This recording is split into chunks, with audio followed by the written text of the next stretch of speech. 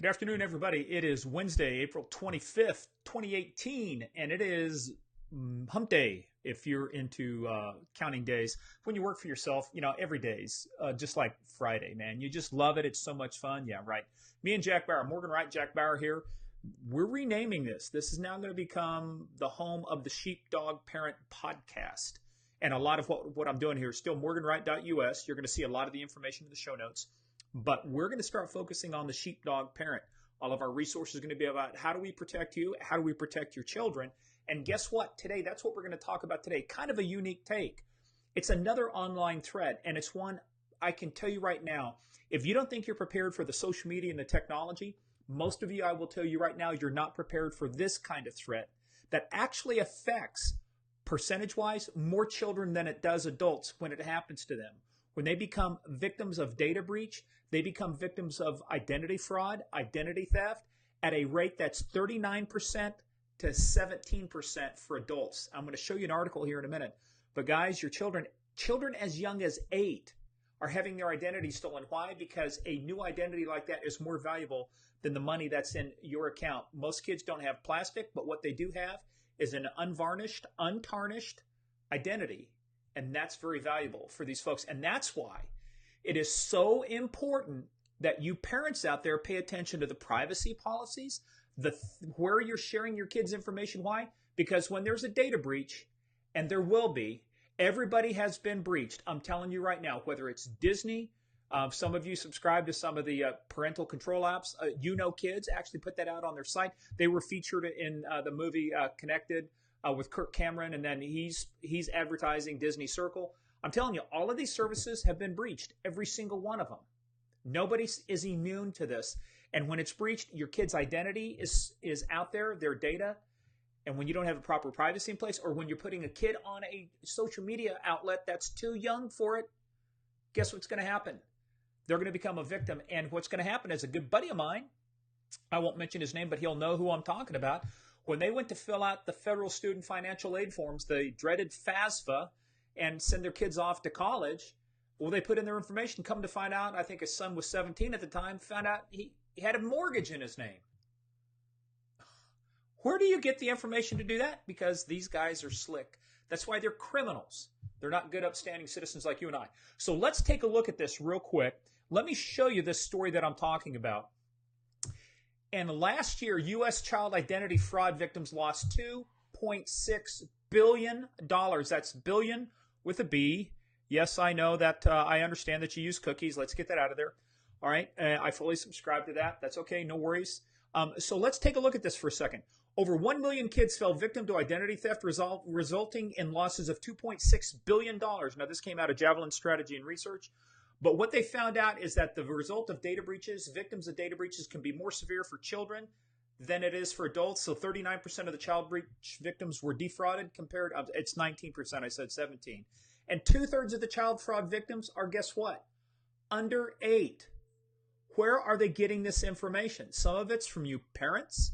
Some of it's because you're putting your kids' information. Some of it could be from healthcare providers and stuff. Some things you should be able to control, but some things are out of your control. I understand that.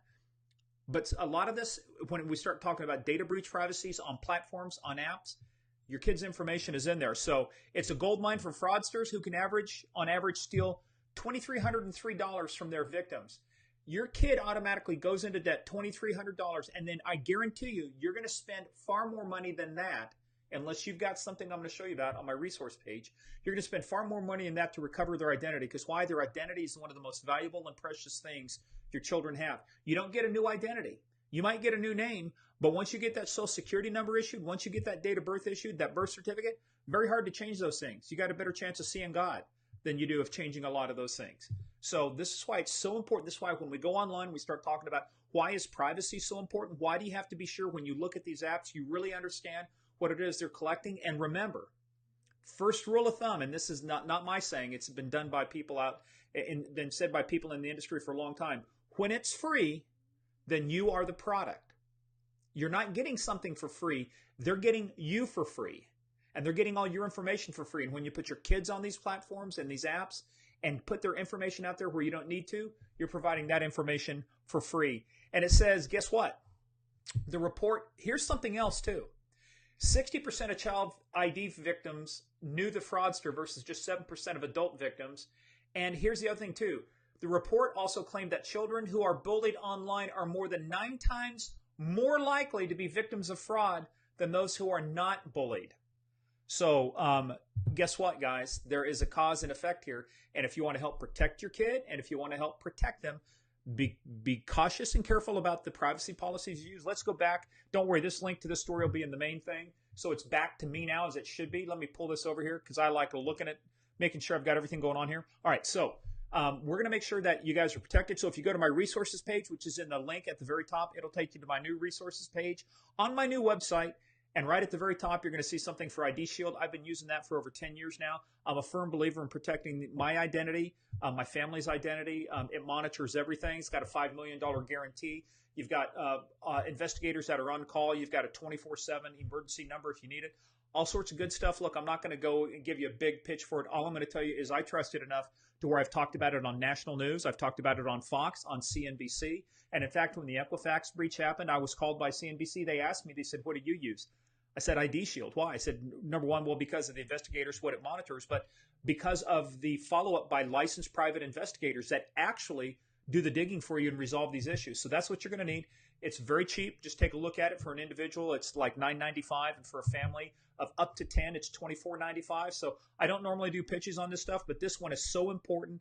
And what you're seeing in this report is so, I mean, it shocks me to think about how much of this is affecting our kids. So it's more than just social media, and it's more than apps, but through the use of social media and through the use of these apps and through bad privacy practices by parents. Remember, parents, be the example. You've got to set the example. Don't give out your information like candy. And for heaven's sakes, you people, quit clicking on links and quit giving out your social security number like it was Halloween candy. That's what you got to set the example. Be very, very discreet when you share information. And that's another thing I'll cover pretty soon here too, is 5 questions you need to ask anytime somebody, whoops, stay up there, Jack. Anytime somebody wants your social security number, I'm going to show you 5 questions you need to ask, but that'll be in a later episode. Okay? Well, folks, that's it for today. Remember, register. We've got our free webinar tomorrow night, 7:30 p.m. Eastern Time with Dr. Andy Garrett. We're going to talk about the psychology of social media and technology, what parents need to know, and how can you grow the mindset for you and your children that they need, right? How do you survive in this digital jungle? I'm going to show you how. We're going to talk about the launch of the new Sheepdog Parent podcast.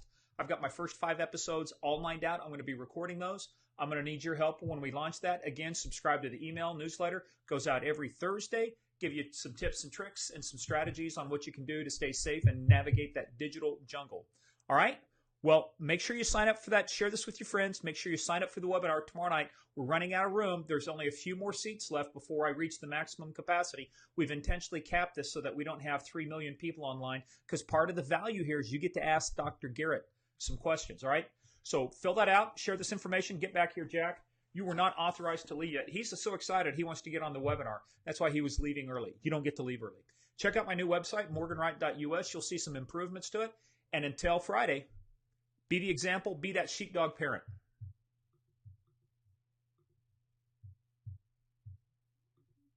Now I got to figure out, what did I do? How do I stop this?